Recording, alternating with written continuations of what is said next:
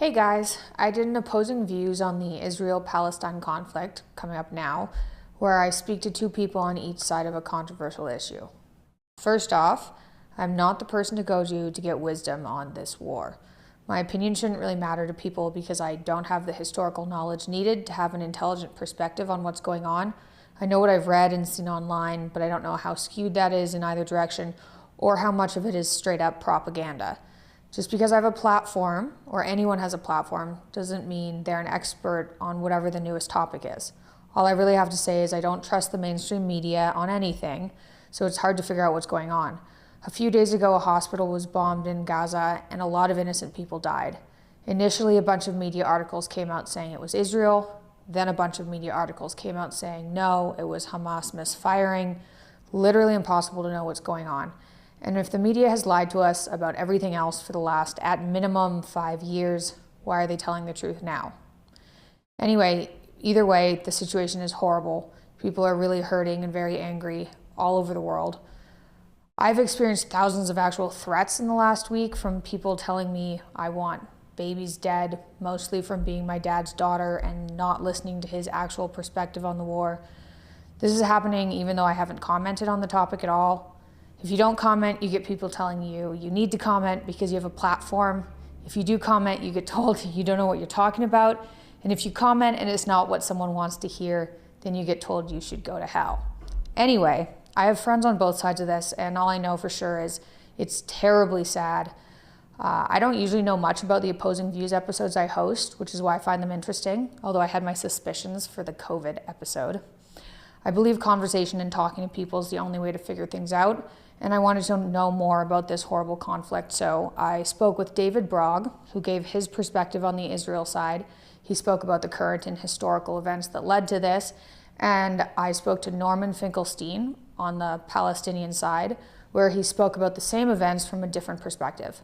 I'd recommend listening to both if you're interested in this conflict. Norman's conversation is right after David's. Hope you guys are okay. This has been an insane couple of weeks, and I do hope it gets better soon, although that seems naively optimistic. Life's already so hard without multiple wars, political instability, and massive health and mental health crises basically worldwide. Obviously, I'm grateful to have never actually experienced war. So take it easy on yourselves and try not to burden yourself with the news if you can't handle it. If the news is ruining your life and there's really nothing you can do about what you're seeing anyway, take a break, get off of social media. Don't let it impact your personal lives and the lives of your family, especially if you can't do anything about it anyway. Being educated about what's going on in the world is one thing, but becoming angry and hateful because of that and impacting the people around you and yourselves negatively isn't good for anyone. Social media can be horrible that way. And remember, TikTok doesn't show you the truth. It shows you more of what you already watch, which is likely what horrifies you right now.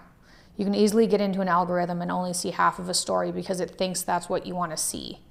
Anyway, here's the episode. Apologies for the lengthy intro. And apologies if I stumbled through questions or didn't address things properly. I tried my best. Here's the episode. David Brog, welcome to the podcast. Thanks so much for having me, Mikhaila. Appreciate it. So I think we should get started by, can you give me a brief background, can be brief, about what's led up to the war today, going back, as far as you see fit, whether that's 2,000 years or back to the 40s, whatever you think explains it the best. Sure. A lot of history here, but I would actually go back to the beginning of the Zionist project in the late 1800s. Jews had been returning home to their homeland, to the little piece of God's green earth to which they are indigenous, ever since the Roman exile began in 70 AD. But that return accelerated with the birth of the Zionist movement in the late 1800s, and then when the British conquered this territory from the Ottoman Empire, that return accelerated. Early on, patterns were established that continue to this day. And the pattern was as follows. Jews wanting to build their country in their homeland, to which they're indigenous, recognized that there were other people living in this land, Arabic-speaking people living in this land who had not yet identified themselves as Arabs. They had yet to develop a national consciousness, but that came in the early 1900s. And then later, they developed a more narrow national consciousness. They started calling themselves Palestinians. But early on, from day one, the Zionists understood there were other people in this land. And so they said, we need to find a way to live with them and accommodate them. And so from early times, there was the Zionist movement said, we need to find a way to split the land. Two people claiming the same land with powerful claims. The only way to peace is to split the land and to have two homelands for two peoples. From day one, the Arabs of Palestine rejected that idea. From day one, they said, no, there are not two valid claims to this land. There's only one valid claim, our claim. And so we see this pattern. And to summarize, for ease of summary, there are 5 points in history I like to point to. When an offer was put on the table to split the land, to create a Jewish homeland and a homeland for the Arabs of Palestine, who later called themselves Palestinians. 1937, 1947, 1967, 2000, and 2008 are the 5 main examples. Each of these times, the Jews of Palestine, later the Israelis, said, let's split the land. And the earliest offers where the Jews got 30%, the Arabs got 70%. And each of these times, the Arabs of Palestine, later the Palestinians, rejected the offer. When they rejected the offer with words, that was a good day. Very often they rejected the offer with violence and sustained violence that took thousands of victims. The offer made in 2000 by Prime Minister David Brog to Yasser Arafat of the PLO to split the land, have a Palestinian state side by side with a Jewish-Israeli state, was rejected not only in word, but in deed. It started this violent intifada in which the Palestinian Authority and Hamas, and we're going to get to Hamas in a second, competed with each other to see who could blow up more Israelis. And this was the response to an unprecedented offer by Prime Minister Brog. And so this is the pattern. The Palestinians, since their birth as a people, as a separate people, have only had 3 leaders. The first leader was the Mufti of Jerusalem, who was their leader before and during and after World War II. The Mufti spent World War II in Berlin, sending out Nazi propaganda to the Arab world. And his main mission while there was to plead with the Nazis to please take the final solution to the Jewish communities of North Africa when they conquered North Africa, and then hopefully to Palestine when they conquered Palestine. After him was Yasser Arafat, an unrepentant terrorist whose final act was to reject peace and to engage in a sustained terrorist campaign against Israelis. And now Mahmoud Abbas. None of them ever recognized the Jewish claim to the land. Therefore, they have to refuse. They cannot acknowledge there was a Jewish temple in Jerusalem. They won't acknowledge that Jewish connection. They cannot acknowledge that Jesus was Jewish because that would be a Jewish connection. To this day, they insist that Jews are just European interlopers in their land. They even reject the fact that most Jews in Israel don't come from Europe. They are Jewish refugees from the Muslim Middle East who were thrown out of their homes after the birth of Israel in 1948. So in this big background, Hamas comes to continue that tradition. And Hamas comes to oppose violently any chance of peace in the region and to fulfill their charter, which says very clearly at the outset of their charter, it sets forth their goal. It says Israel will exist until Islam obliterates it. Later in the charter, it invokes a hadith, a saying of the Prophet Muhammad, calling for the killing of all Jews. So this is part of this pattern of Jews looking for peace, hoping for peace, willing to make tremendous compromises for peace, and rejectionists taking control of the Palestinian side and ensuring that there is no peace, but rather a full rejection of the Jewish claim, full rejection of Jewish rights, full rejection of a Jewish connection to this land, which has led to so much tragedy and is leading now to one of the greatest spikes in murder and death we've seen in the conflict. Okay, well, that summed it up pretty succinctly. The Palestinian side is claiming that in 1947, the offer put forth offered Israelis 56% of this area. Is that accurate?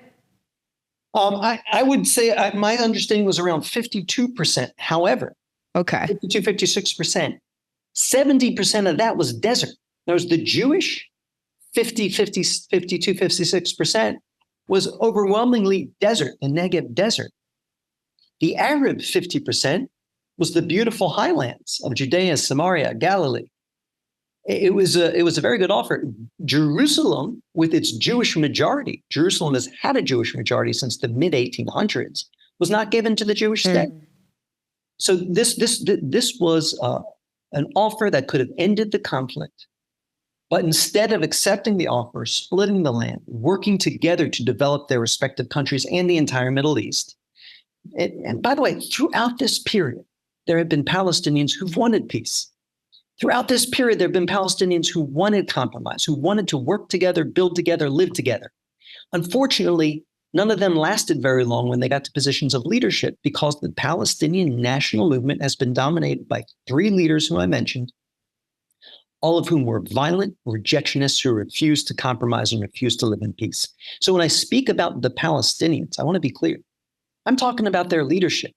I personally know Palestinians I love. Palestinians who would love, they see what Israel's doing. They see what Israel's doing now with the Gulf states to develop their economies, to create this new high-tech startup Middle East. They want to be a part of that. But they are cursed by a leadership that refuses to embrace the path of building a future together and constantly dredges up complaints, mostly false, about the past to justify violence in the present. Okay. And then for like the current situation for Hamas, the Palestinian side is claiming that they're freedom fighters, right? And that their story, if I can sum it up badly, is they're fighting back against this Israeli power that's slowly forcing them into smaller and smaller areas. That's what that side is saying. And I looked at the stats about how people in America, who I don't think are very, like, I'm certainly not educated in this matter at all. When it started, I had almost no background information about what was going on. It was just, chaos online, and you're getting thrown different stories from both sides.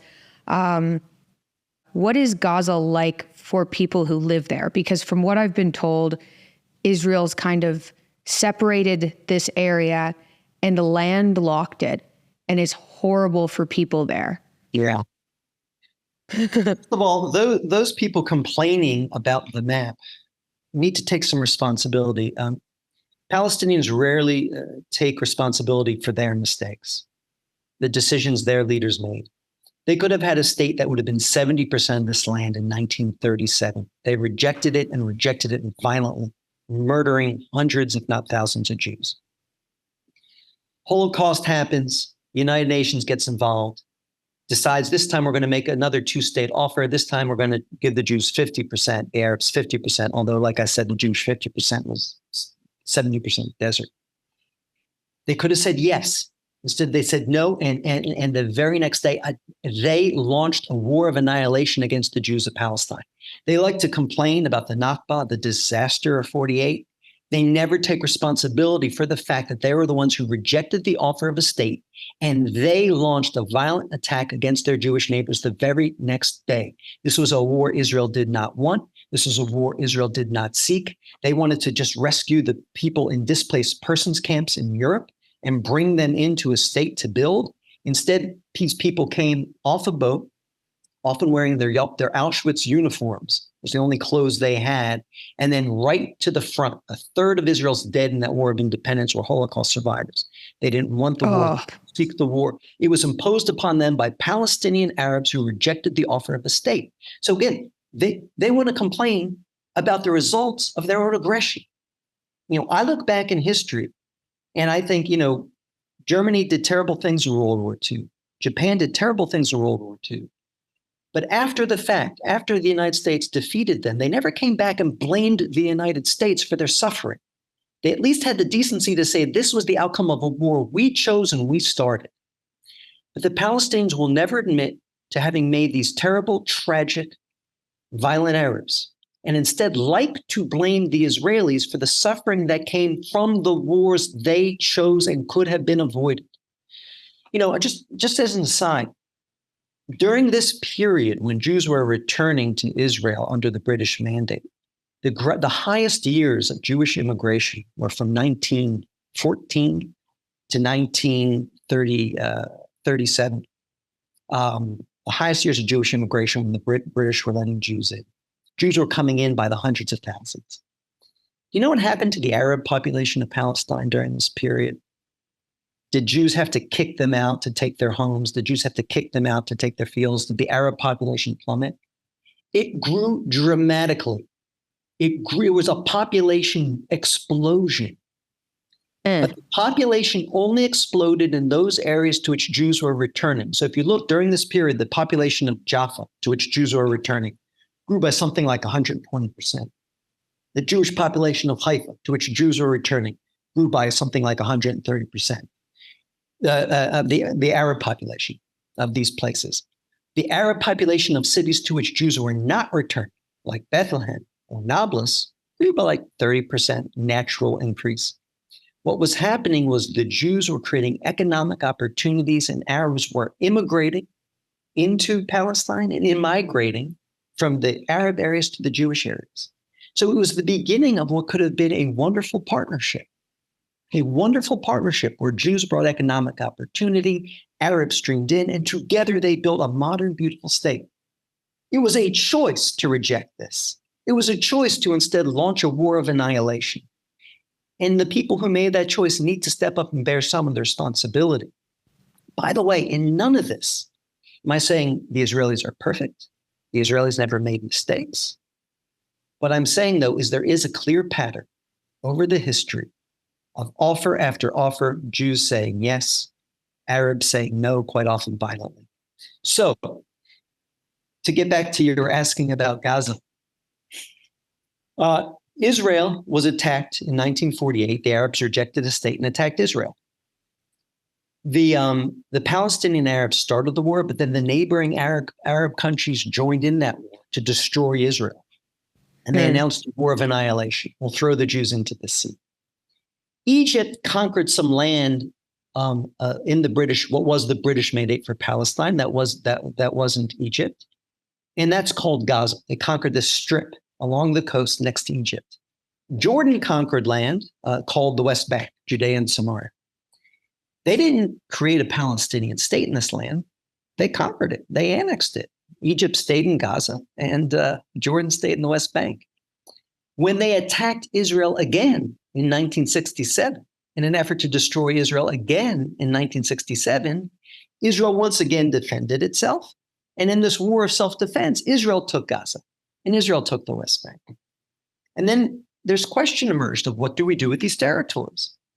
In 1967, the Palestinians, for the first time, a majority of them started to feel that they weren't just members of the larger Arab nation that spans from Morocco to Iraq.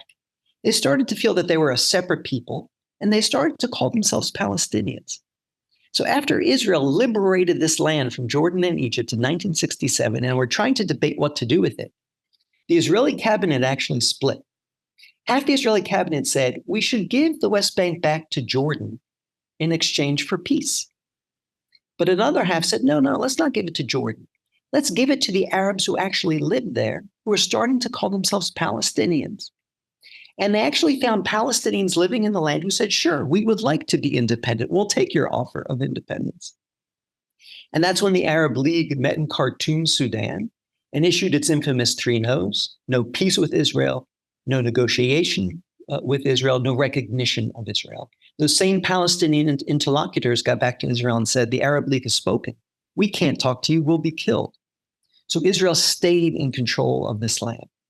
And Israel stayed in control of this land until another peace effort was made in 2000, where they brought the Palestinian Authority in and gave them autonomy in the West Bank and autonomy in Gaza. And the Palestinian Authority ruled in Gaza until Hamas staged a bloody coup and Hamas took it over. And so that's more or less the story of Gaza and how we have the situation today, where you have these 2 pieces of land that were proposed as a Palestinian state, that could have been a Palestinian state, but it was rejected by the Palestinians repeatedly. So now the Palestinian Authority rules the West Bank with autonomy, and Hamas rules Gaza completely. They could have turned it into a Singapore of the Middle East. Israel was ready to work with them, build with them, construct with them. They chose instead to turn it into a large terror base. Their choice, like every other bad choice the Palestinian leadership has made. What a mess. So I've heard online that the reason that Israel's bombing civilian areas like hospitals, etc., is because Hamas is actually hiding weapons in these areas. Is that true? Yeah. Hamas has a strategy. Hamas doesn't think it can defeat Israel militarily. It wants to defeat Israel in the court of international opinion. So it has a very clear strategy to attack Israel and provoke a response. But then Hamas chooses to operate out of, fire missiles out of, hide arms within civilian areas. It's a double war crime.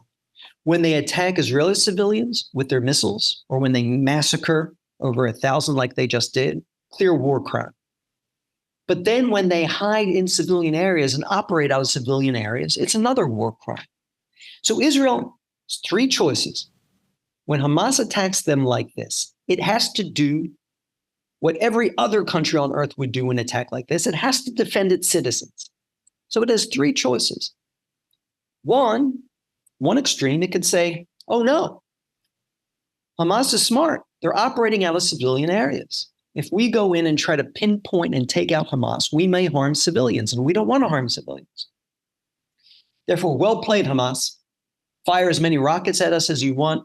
Murder as many of our civilians as you want. Our hands are tied because we don't want to harm civilians. That's one option. It's an unacceptable option. No country on the face of the earth will let a terrorist organization murder its civilians and not fight back. That's option one. Option three, let's go to the other extreme. Chechnya, Russia. Israel has the ability to wipe out every single building and every single human being in Gaza, just destroy it, pound it into the Stone Age, teach them a lesson. That's what Russia did in Grozny to stop the Chechen rebellion. Unacceptable if you care about international law and human rights. You are not allowed to target civilians. That's what separates the Hamas terrorists, who intentionally, gleefully target civilians, from a moral army that targets the terrorists. You're not allowed to target civilians. You're not allowed to indiscriminately bomb. And Israel refuses to do that. So it leaves Israel with the middle option, choice number two. And this is how Israel behaved in every one of its wars up till today. And this is how Israel will behave in this war. And that is, they will do everything possible to go after the terrorists of Hamas while protecting the innocent Palestinian civilians of Gaza. This means giving warnings like they've been doing to flee areas into which the Israeli army will enter. This means when they want to bomb a specific building, calling everyone in that building and saying, please leave. We're coming. This means if you know that some people have not left the building, they do what's called roof knocking. They drop a bomb on the roof that makes a very loud, scary sound, but doesn't kill anyone, to let everyone know we're serious, we're coming. And then when they see that all the civilians have left, they will destroy the building. They will do everything. And by the way, in doing this, they give up the element of surprise. In doing this, in protecting Palestinian civilians, Israel puts its own civilians at risk. Because what happens when you drop leaflets saying we're coming? What happens when you call a building saying we're coming? What happens when you drop that knock on the roof? The civilians know to flee, but so too do the terrorists. And they do flee. And they do take missiles with them. And they live to fight another day. And that means more missiles will be fired on Israel, more attacks will be made against Israel. Every time Israel does this, it knows it's taking a risk on its own civilians. But it does this because it doesn't want to harm innocent Palestinian civilians. It goes to enormous lengths to avoid Palestinian civilian deaths. But it can't go so far as to say we're not going to fight Hamas. So if Hamas attacks us, and it attacks us from civilian areas and fires from civilian areas, we'll do our best. But if there are civilian deaths, that is on Hamas, and it's double war crime of attacking Israeli civilians from Palestinian civilian areas. I want to quote a friend of mine, Richard Kemp. He was the British commander of British forces in Afghanistan who witnessed a lot of this, studied it. And he said, in the history of warfare, there has never been an army as moral as Israel's army that goes to greater lengths than Israel's army to protect innocent civilians on the other side. It's really quite amazing what Israel does and has done to avoid the civilian deaths. But they happen. They will happen, I'm afraid, in this conflict. And everyone will be quick to blame Israel and ignore the provocation, the intentional slaughter, rape, decapitation of over 1,200 Israelis by Hamas. And they'll be quick to overlook the fact that Hamas is now operating from civilian areas, hiding in civilian areas. And when Israel warns civilians to leave North Gaza, Hamas is telling them not to leave. Hamas does not want them to leave. Hamas wants them to be in harm's way because they know when civilians are killed, they'll be able, with no shame, to claim this is Israel's fault. And 2/3 of the world will believe them and never bother to look into who started this and who's causing this.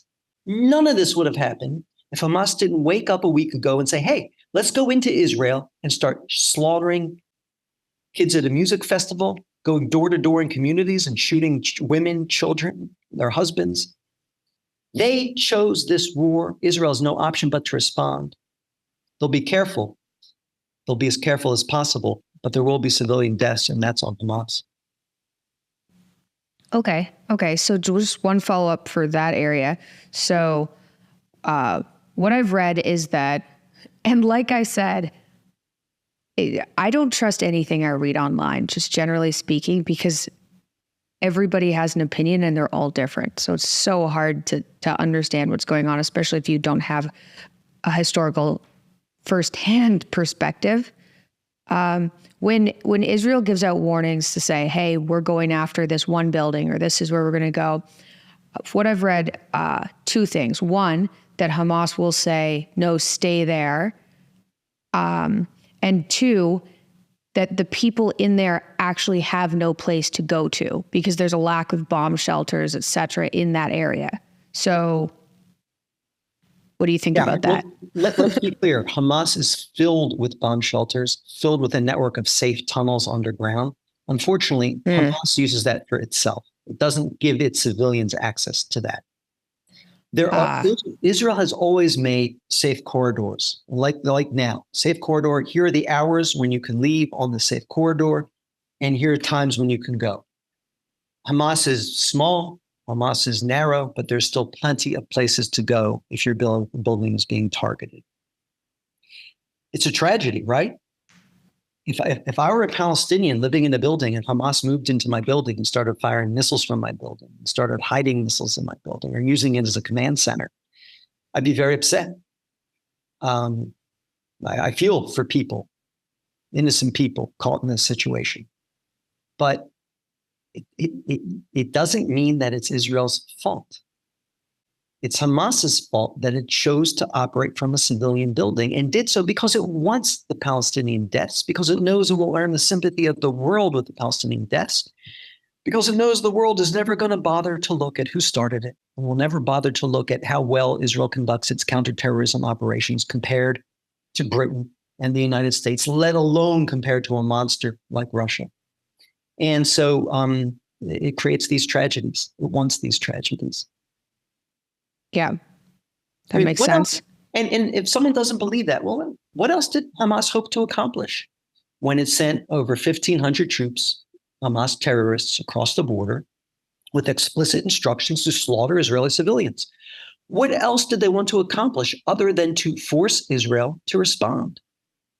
Was there some other military objective there? There was no valid military objection.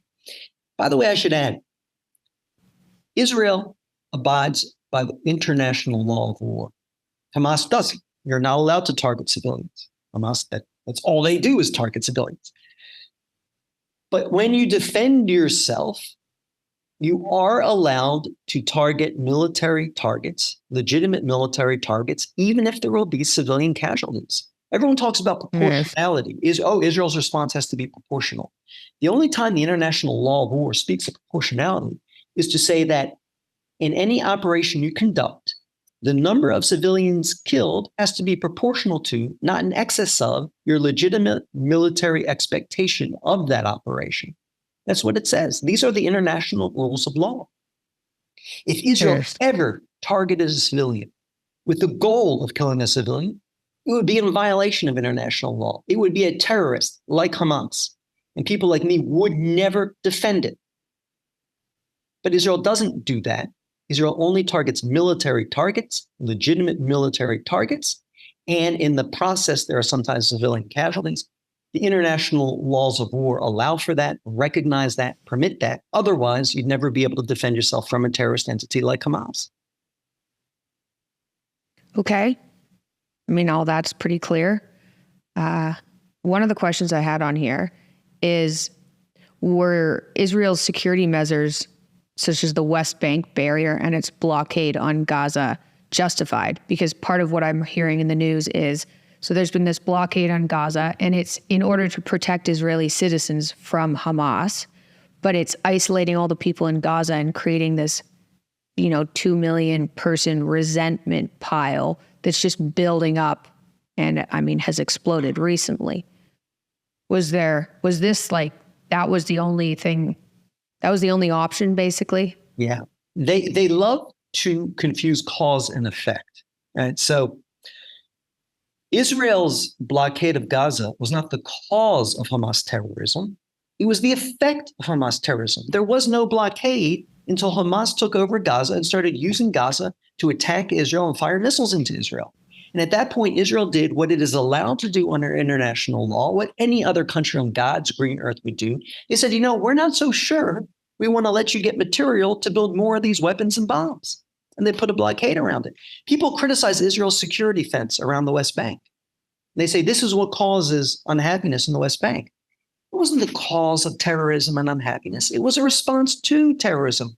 The border between Israel and the West Bank was more open than the border between the United States and Canada. I used to spend a lot of time on an Israeli moshav right on the border. You'd walk, you wouldn't even know. You were now in an Arab village, Abla, right across in the West Bank. There was no border. And Palestinians came in by the hundreds of thousands to work in Israel. Israelis went into the Palestinian territories to shop, to eat at restaurants, to go to the dentists, which were less expensive in the West Bank. They used to go to Gaza too for dentists, a little less expensive. There was no fence until Arafat rejected Ehud Barak's offer of a Palestinian state in the West Bank, did so violently with the Second Intifada. Suicide bombers came in and blew up over 1,000 Israelis. And then finally, belatedly, Israel said, gee, we might need to do something to stop these suicide bombers from coming in and blowing up our civilians. Then they built the fence. So it's stupendous, the gall of trying to cry victim and trying to claim that what Israel was forced to do by your terrorism is the cause of your terrorism. Again, the tragedy here, Mikhaila, is that none of this had to be. There could have been a very different Middle East. And what we see emerging now through the Abraham Accords with Israel and the Gulf states and the investment and the cooperation, that could have been from day one. Back in the day when hundreds of thousands of Arabs were streaming into Palestine to be closer to Jewish cities with Jewish economic opportunities, it was a win-win. Jewish businesses, Arab labor, Arab enterprise, Jewish investors, it all could have created this wonderful new country. But instead, Palestinians got leaders determined to reject the Jewish presence, reject peace with the Jews, reject partnership with the Jews, and insist instead on wars of annihilation, and created this new reality. And to this very day, Gaza used to have an open border with Israel too. Hundreds of thousands of Gazans used to work in Israel, and there were better wages in Israel than Gaza. Israelis used to go into Gaza all the time. And it only stopped tragically, not because Israel wanted a wall, not because Israel wanted a barrier, but because Hamas terror forced Israel's hand. And by the way, something else I'll add, when I speak about Palestinian terror, I don't call the victims Jews like many people do. Yeah, 95% are Jews, but they're Israelis. During the Second Intifada, when Arafat rejected Barak's offer for a Palestinian state, one of the restaurants they blew up was a restaurant in Haifa. Haifa is a mixed Arab-Jewish city. It was one of these cities that flourished with Arab immigration until Palestinian leaders rejected the Jewish state and attacked it in 1947. So there's still a mixed city, still a lot of Arabs and Jews. And there's a restaurant there known for the fact that it's a mixed restaurant. Jews and Arabs like to get together and eat hummus and falafel there. Palestinian terrorists blew that restaurant up during the Second Intifada, and they targeted it on purpose because it represents everything they're against. It represents tolerance, coexistence, and a future together. One of the people killed by Hamas rocket fire at Jerusalem 2 days ago, it fell short and hit the Arab city of Abu Ghosh. Abu Ghosh always had wonderful relationships with Jewish leaders. It stayed there. It's a big, thriving Arab city next to Jerusalem. Arab resident of Abu Ghosh, with his whole life ahead of him, was just killed by Palestinian rocket fire. One of the people they slaughtered the other day was an Arab ambulance worker who went with his colleagues in the ambulance squad to take care of all the injured at the music festival. They slaughtered him too. So the people killed are not just Jews. I think it would be a lot easier for the world if these were just Jews. I'm sorry, world, they're not just Jews. They're also Arab Muslims and Arab Christians, all people who have decided on a different path than Hamas, people who want to live together, work together, thrive together, build together. Hamas has chosen a different way. Why do we give them a veto? Why do we give them our sympathy? Why do we let their disgusting tactics work? Why do we let them shift the blame to Israel? They're the ones who have rejected peace. They're the ones who rejected statehood. They're the ones who rejected coexistence. They should bear the blame. But the world is so quick to listen to their cries and buy the nonsense that the only reason they're targeting Israel is because Israel took some action. I will remind you what the Hamas charter says. The Hamas charter, their founding document, says Israel will exist until Islam will obliterate it. They don't want a two-state solution. They want to destroy Israel. And it cites the Hadith, the saying of the Prophet Muhammad, calling for Muslims to kill all Jews. It has nothing to do with the blockade Israel imposed after Hamas started its terror campaign. The terror campaign was the point behind Hamas in the first place. And, and it's not just Jews who suffer. It is peace-loving Arabs who suffer on both sides of that line. So does this all kind of chalk up to just a religious war, and it's just manifested in this way now? Like, is it a fundamental disagreement between certain, not all Muslims, but certain Muslims? Well, yeah, I think that's fair to say. The Palestinian national movement started as a secular movement. It was a secular nationalist movement under Yasser Arafat. That embraced terrorism as a tactic. So rejectionism, we reject that Jews have any right to be in their ancestral homeland. Jews among all people on earth do not have the right to self-determination. And our tactic in rejecting Jewish self-determination will be terrorism. And they pioneered terrorism, the intentional targeting and murder of innocent civilians. And that was their goal. And that's how they proceeded, until they found rivals from Islamic movements. And that main rival is Hamas. And Hamas opposes this from a more Islamic perspective, an extreme Islamic perspective. A lot of my Muslim friends are very adamant. Don't you dare let them take my Islam. Don't you dare let them discredit my Islam. My Islam is not a religion that celebrates decapitating babies and raping women. Don't let them steal my Islam.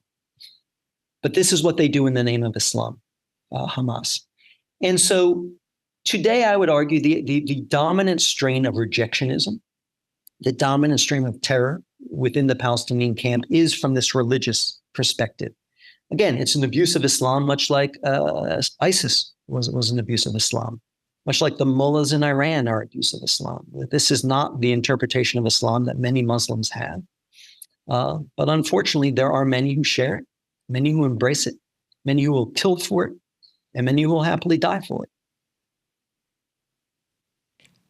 I think we should touch briefly on the Abraham Accords, because you mentioned them earlier, and I think they're important. And I think a lot of Americans don't even know that they exist or that they were going to exist. Could you describe what they are, what their goal was, and whether or not that's even a possibility now? Yeah. So, like I was saying before, when the Jews, there were waves of return throughout history. Jews never, the Romans exiled the Jews in 70 AD, but it wasn't a very successful exile. There were always Jews living there. They were probably the majority until 500, the plurality until 1000. And whenever local rulers would let Jews come back, they streamed back. So when Jews started streaming back in this latest wave, they reached out to the king of Jordan, King Abdullah, the grandfather of the current king. And they spoke about, hey, we Jews want to build our homeland in our ancestral home. We're Jewish nationalists who want to build a home here. You're an Arab nationalist. You want to build an Arab homeland in your country. Don't you think we should do this together? Don't you think together we can build something even better? And King Abdullah at first embraced that. And there was lots of talk about together building this new Middle East. And then there was a violent rejection of that by Palestinian leaders, and King Abdullah turned his back on that. And this idea of Jews and Arabs joining hands to build a new Middle East was put on ice. It was always the dream of the early Zionists.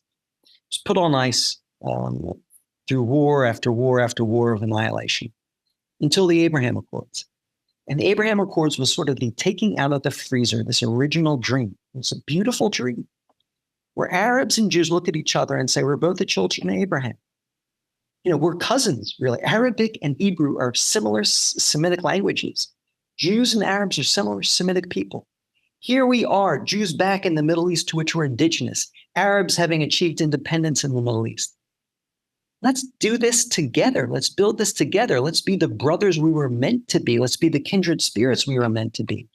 And so the Abraham Accords was this beautiful realization of this ancient Zionist dream. And it was going so well with the United Arab Emirates, with Bahrain, with Morocco. All of a sudden, they were getting together, trying to solve the region's problems. Can we solve the problem of too little water in the region? Can we solve the problem of too few jobs in parts of the region? Can we build companies together, infrastructure together? And it was going so well, and it was pointing the way towards a new Middle East. But there's a problem with that new Middle East. There are those in the region who don't want to see peace, who don't want to see cooperation, who don't want to see coexistence, and they are led by Iran. Haven't mentioned Iran up till now, but we need to understand Hamas is an Iran client. Hezbollah is an Iran client. They are funded by Iran, trained by Iran, and directed by Iran. Iran is afraid of peace in the region. It wants to destroy Israel, and it wants to destroy Saudi Arabia, and it wants to destroy the Emirates. And so when it saw this block forming, this peace block, with the potential for all this economic development and everything that came with it, it decided it needed to stop it. And and if you ask me, why did they decide to slaughter over 1,000 Israelis last week? It was to stop this peace process once again. And I'm so sad to say that it seems to have had that intended effect. Before, 2 weeks ago, peace with Saudi Arabia was only a matter of weeks, if months, if not weeks. It was going to happen and transform the region. Saudi Arabia announced yesterday it's putting the peace on hold. They knew what they were doing. They knew if they could provoke Israel to respond, if they could show Palestinian dead, it would intimidate Saudi Arabia into abandoning peace, and it might even show the Abraham Accords. So once again, in our day, the same extremists that stopped peace in 37, that stopped peace in 47, that stopped peace in 67, that stopped peace in 2000, that stopped peace in 2008, have once again stopped peace in 2023. And they do it through the same means each and every time, by targeting civilians, by slaughtering civilians, by murdering civilians. It's very sad to see, because a lot of us saw a little light at the end of the tunnel with the Abraham Accords. One thing I want to note too, this investment didn't just go outside. There's an entrepreneur who started investing a lot of money in building startups with Palestinian partners in Ramallah. And the goal is to turn Ramallah which is the capital of the Palestinian Authority, the West Bank, into a little Tel Aviv. And this Israeli entrepreneur was investing a lot of time and effort to help Palestinian entrepreneurs do this. So maybe finally the Palestinians would give up these old grievances that are mostly made up anyway, and clinging to the past and start looking towards the future and build it. His daughter was just murdered at that music festival, this entrepreneur. Oh, man. Her visions clash. And so, now, Mikhaila, you're going to hear a lot of people saying, well, there's two sides here. Israel blockaded Gaza. Israel kills civilians. True, Israel blockaded Gaza. But again, why did it do it? It wouldn't have done it if Hamas wouldn't have used Gaza to hit Israel with terror. Israel does kill civilians. Why? Because Israel's provoked to defending itself by Hamas rocket fire or by Hamas slaughters. And though it is better than any other army on the face of the earth at targeting the guilty and sparing the innocent, it cannot do it perfectly when Hamas hides among the innocent. So these things are true, but the context is key. And I will tell you this, I am confident that anyone who comes with a complaint about Israel, if you peel back, if you look behind it, you'll find that the driving force behind all of this is the tragic leadership of the Palestinians who are bent on stopping peace any way possible, including primarily the slaughter of civilians called terrorism. Do you think the Abraham Accords, so that was something that was done under the Trump administration, so years ago, right, that this was kind of organized. Right. Is there a reason that it wasn't finalized like sooner? Seems a little urgent. Well, I think for years, Arabs were hostage, just like the Arabs of Palestine, of Gaza and the West Bank, are hostage to this Palestinian leadership that's really not interested in peace and compromise. The Arab world was hostage to them too. They were afraid to make peace with Israel when they could be accused of having betrayed or abandoned the Palestinian cause. But after time, after the Palestinians kept rejecting offers, after the Palestinians kept resorting to terror, to intentionally slaughtering innocents, Palestinian civilians, many of them got tired of their leadership, and many leaders of the Arab world got tired and said, we're no longer going to be held hostage to this Palestinian leadership that has no interest in peace and no interest in coexistence. And so finally, it took a push. But finally, they said, yeah, we are willing to make peace with Israel. We are willing to join hands with Israel because it's ultimately governments are responsible to their own people and their safety and their prosperity. And the United Arab Emirates and Bahrain and Morocco and Sudan all said, you know what? This development will help create economic opportunity for our citizens. And this alliance will create defense for our citizens. And then the final piece, of course, is Iran. Iran looms out there as a power bent on the destruction of Israel and the dominance, Shiite dominance of Sunni kingdoms like Saudi Arabia and like the United Arab Emirates. And finally, it was that fear of Iran that helped them overcome any fear of being accused of abandoning the Palestinians to say, no, we're going to act now to defend our people and ensure the prosperity of our people, and we're going to move forward. Iran is pulling the strings behind all this, which once again, those who get too caught up in the idea that somehow this is a response to some Israeli grievance, they're missing the big picture. The only grievance Iran has with Israel is its very existence. And they don't mince words. They say it constantly. We will wipe Israel off the map. We will destroy Israel. We will obliterate Israel. And they mean it. And so they're the ones who armed Hamas, trained Hamas, and gave Hamas this order. If war breaks out with Hezbollah in the north, it won't be because of any grievance on the border with Lebanon. Israel took out every last civilian, soldier, and any presence in Gaza back in 2005.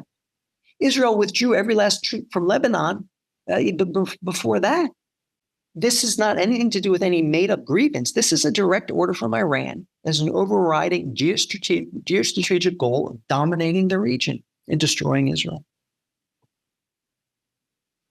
Okay. Like I say, I have a lot of dear Palestinian friends who suffer under Hamas and who suffer under the PA and would like to have different Palestinian leadership. It makes their blood boil when these people who don't sit in Gaza and suffer, sit outside in some Western academic institution and rationalize the leadership that has ruined their lives. Nothing makes them angrier than some apologist getting on the show and saying, oh, you have to understand, this is Israel's fault. So these people are out there, but we all need to think critically. Everyone needs to think critically about everything I've said. Everyone needs to think critically about everything people from the other side say. But the guarantee I make to people is if you study this history, if you take the time and learn this history, you will see this pattern emerge. And you'll find that every excuse, every rationalization given for the murder of innocents melts away under further scrutiny. There is no rationalization for intentionally slaughtering civilians to begin with. There is no rationalization or justification, but even if you want to claim one, that melts away. Last thing too, Israel's blockade of Gaza, that it installed only after terrorism. Everyone forgets Gaza has a very long border with Egypt. Egypt closed that border too. I wonder why. They were exporting terror to Egypt as well, but no one seems to blame Egypt for closing the border and trying to stop terrorism. Only Israel gets blamed when it dares to defend itself, when it dares to survive. And this double standard also gets a little tired. No one ever defends other people and then criticizes other people and then defend themselves from terrorism. It's natural. It's accepted. When Russia obliterated half of Grozny, Chechnya, which was a war crime, which did target civilians, which Israel would never do, where were the complaints on college campuses in America? China today is perpetrating a real genocide against the Muslim Uyghurs in its West, a real genocide, putting them into camps. We don't hear anyone complaining, but only when Israel dares to defend itself and say, we will not be slaughtered like sheep. We will do what any other people on God's green earth would do. Is there this outrage? That's why so much of this outrage to me is false, doesn't ring true, doesn't ring sincere. Why do you think this has permeated the college campus so effectively? Like I saw in New York Times Square and in Toronto, where I'm from, there are pro-Palestinian protests. Yeah.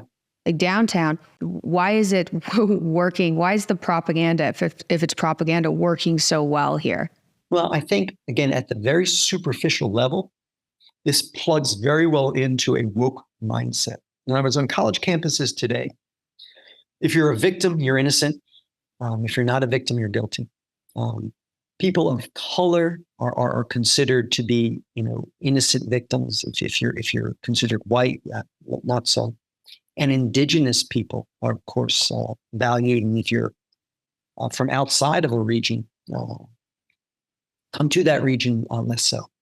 So there is a popular anti-Israel narrative that has come to dominate woke circles in these spaces on college campuses. None of it's true. So I'm going to say the narrative now. None of it's true.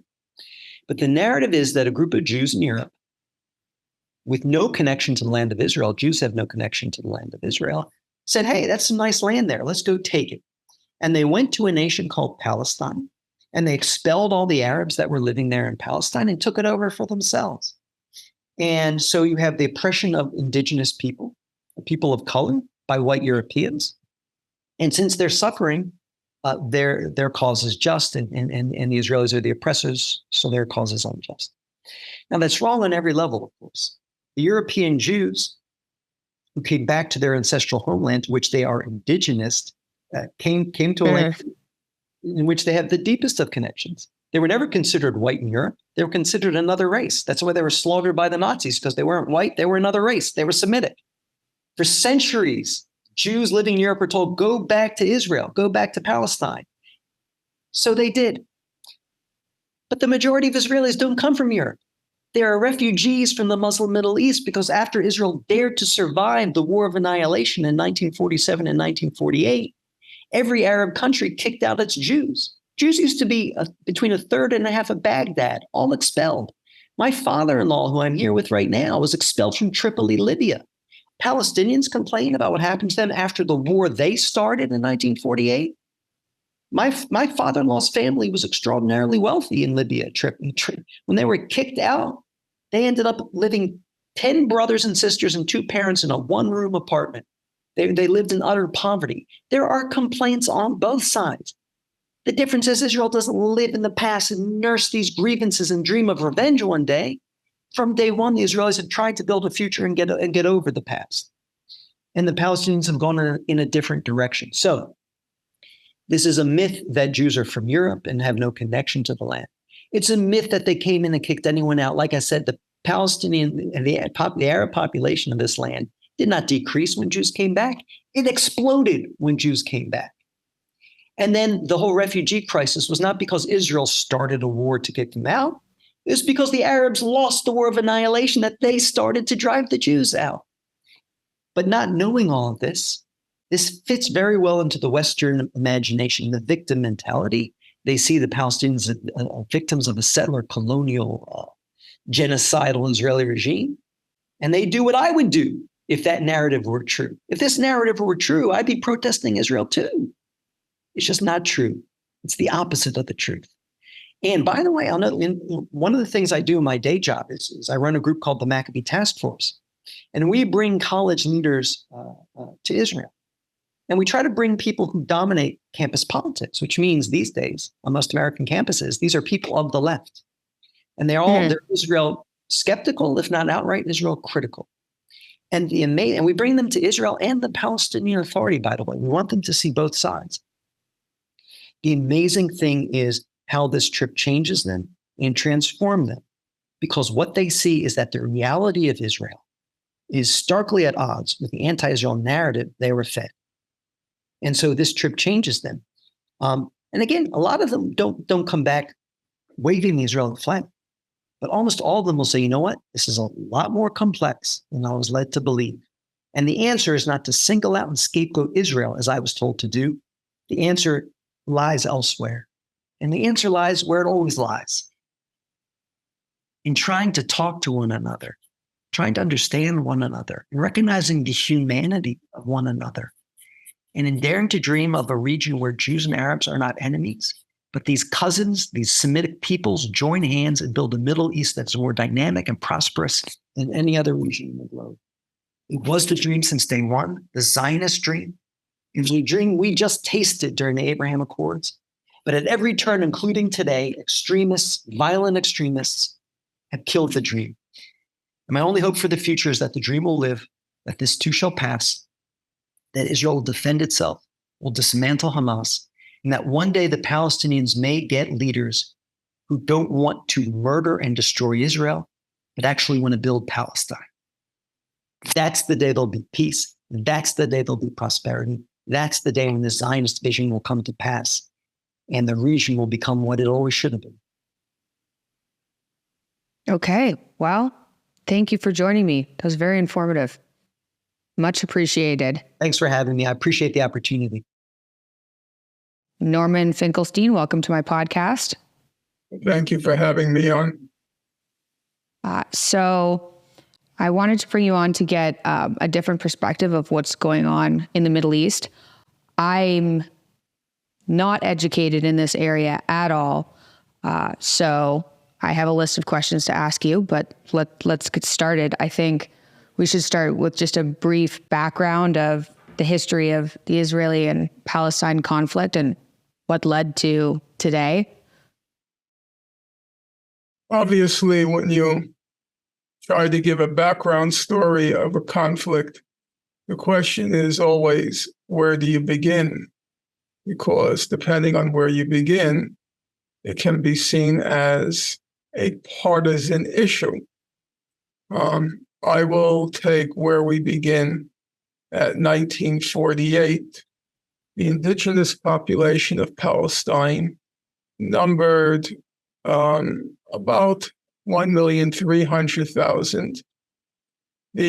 What were called back then the Zionist settlers, namely Jews who came to Palestine roughly from the beginning of the 20th century on. They numbered roughly 600,000. By 1947, there was an irreconcilable conflict between the indigenous Arab population and the Zionist Jewish settlers. That conflict was then thrown into the hands of the newly created United Nations. And the UN its designated responsibility was to try to work out a resolution, a settlement of the conflict, not necessarily applying the highest principles of justice, but trying to combine, as in most conflicts, principles of justice with practicality, what's possible.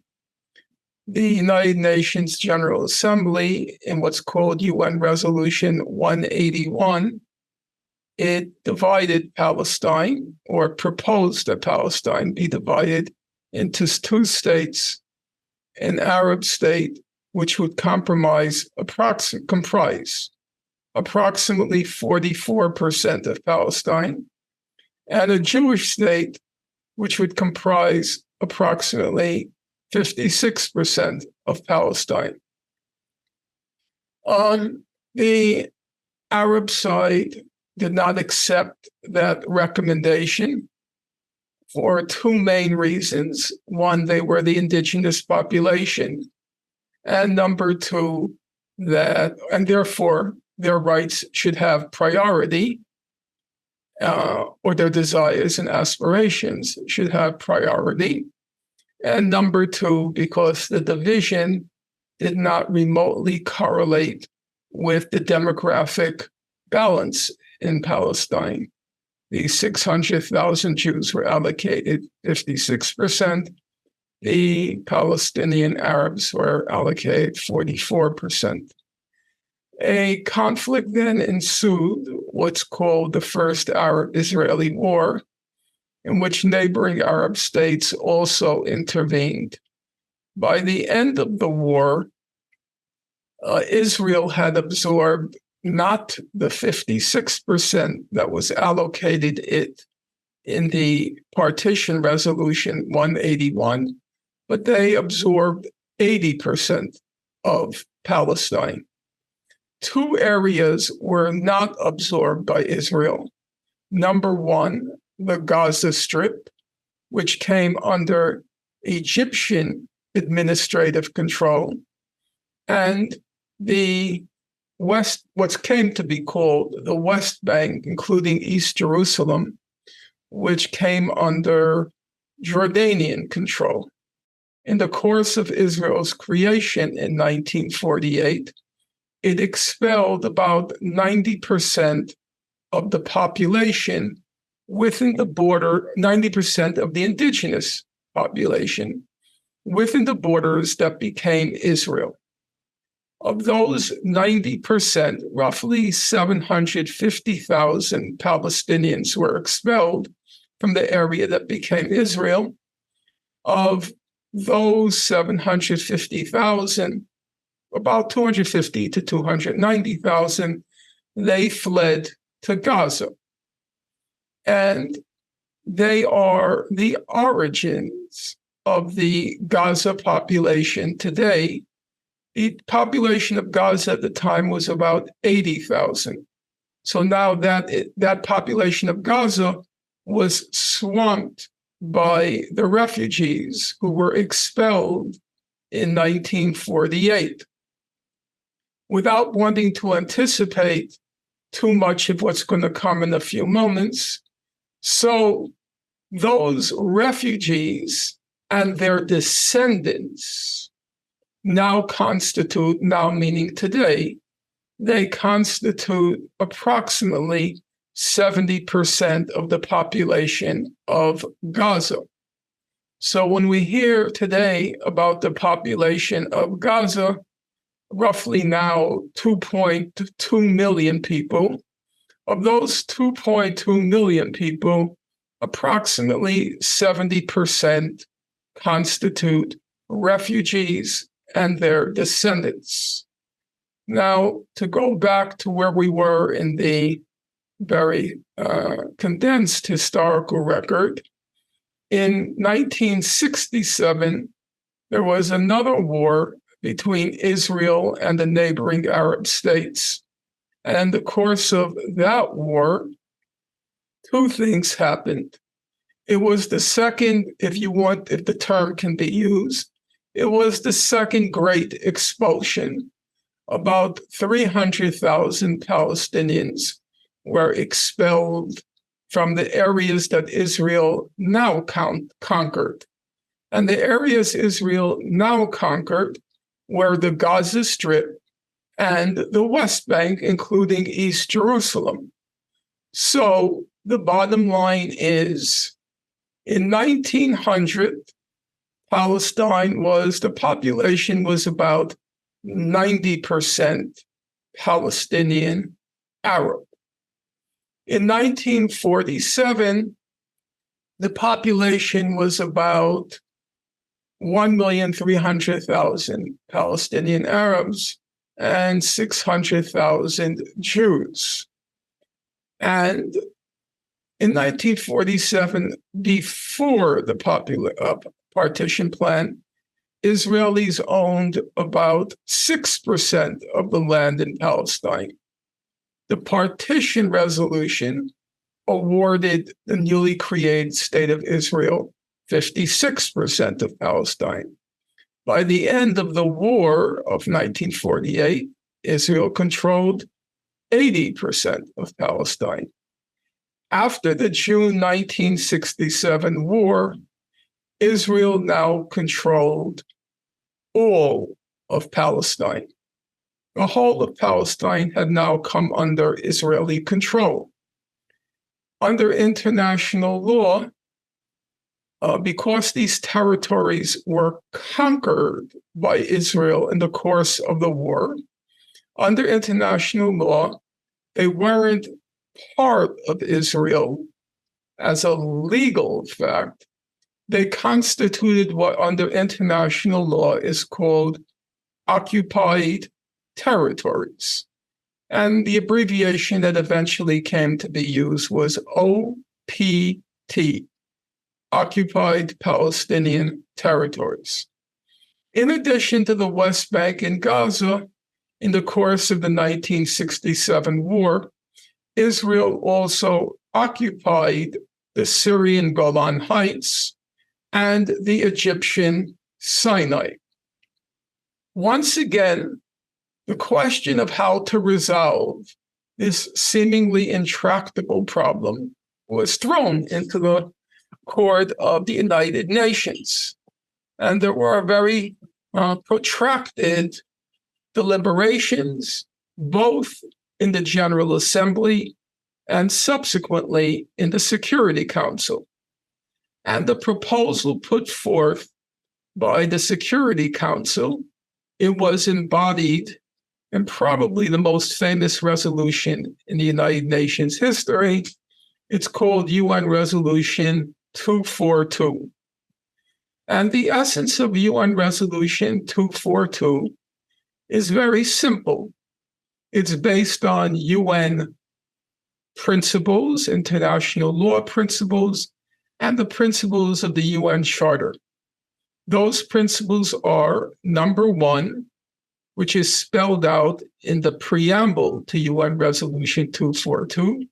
The first principle is it's inadmissible to conquer territory by war. It's inadmissible to conquer territory by war. Israel acquired the West Bank, Gaza, the Egyptian Sinai, the Syrian Golan Heights in the course of a war.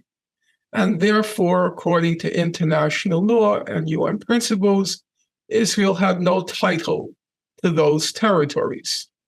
That was the first prong of UN Resolution 242.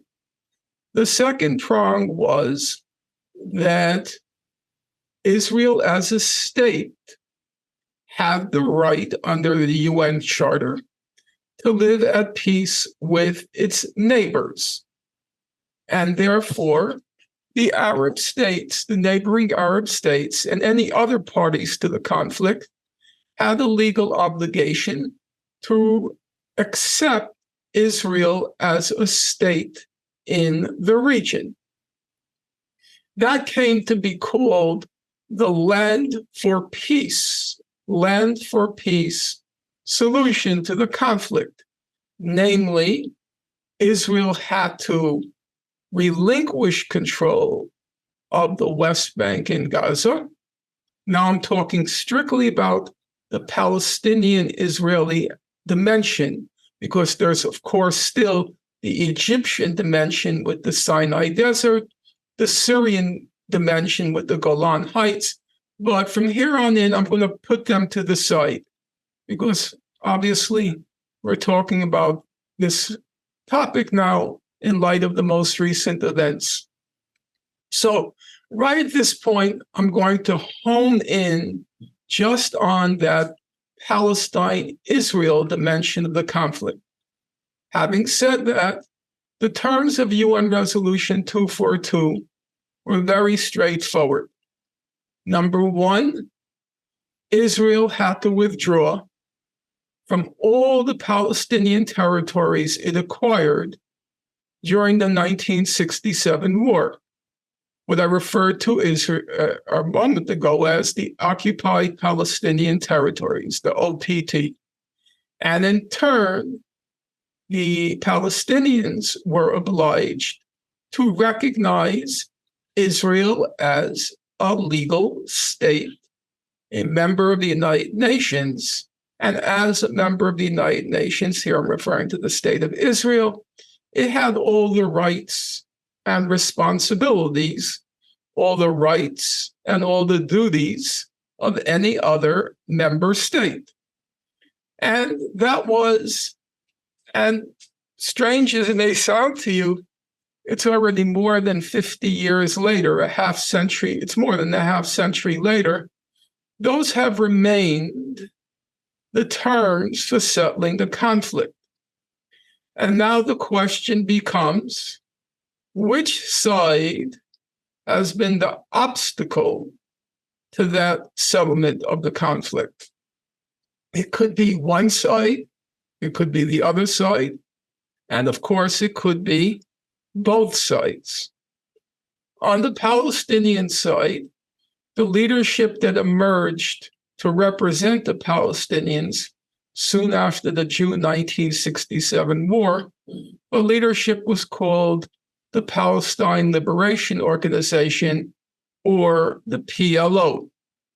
And that was led by a fellow who may be familiar to your listeners, namely Yasser Arafat.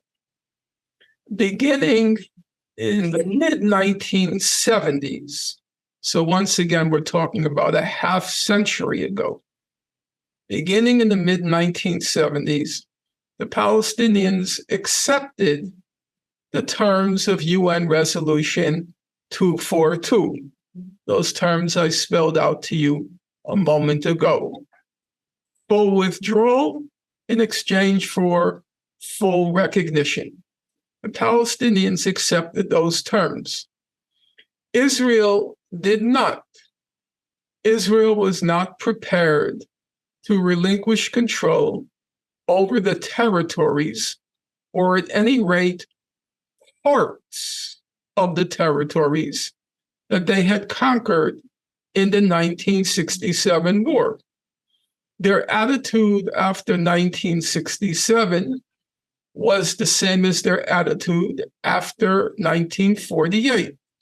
You will recall I said the UN Resolution 181 allocated 56% of Palestine to the Israelis. They conquered 80%. And by holding fast to that 80%, the international community eventually acquiesced, accepted the Israeli fait accompli. So the expectation of the Israelis after 1967 was, if we hold fast, we can retain control over the whole of what they call, the Israelis call, the land of Israel, namely the West Bank, Gaza, and so forth. So Israel was determined not to relinquish control over a large part of the territory, let alone recognize a Palestinian state living side by side with it. Come 1982, what one very good Israeli political scientist, Avner Yaniv, by 1982, Israel faced a very big problem. And Avner Yaniv called it the Palestinian peace offensive.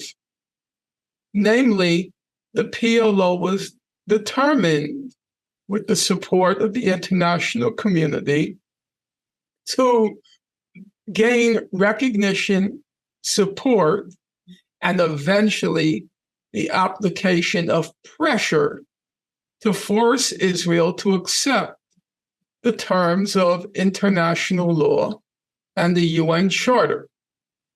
Israel, faced with the escalating pressure on it, then provoked the Palestinians, or attempted to provoke the Palestinians, into a war, what was called the 1982 Lebanon War. Sometimes it's called the First Lebanon War. And at that point, the Palestinian leadership was headquartered, entirely refugees, headquartered in Lebanon. Israel launched the war, and in the course of the war, Israel killed roughly 15 to 20,000 Palestinians and Lebanese, overwhelmingly civilians. It's worth noting for your listeners that actually the Israeli kill rate back in 1982 was actually much higher than any of the recent Israeli assaults on Gaza or any of the recent Israeli armed conflicts with its neighbors. After the 1982 war, the Palestinians were defeated.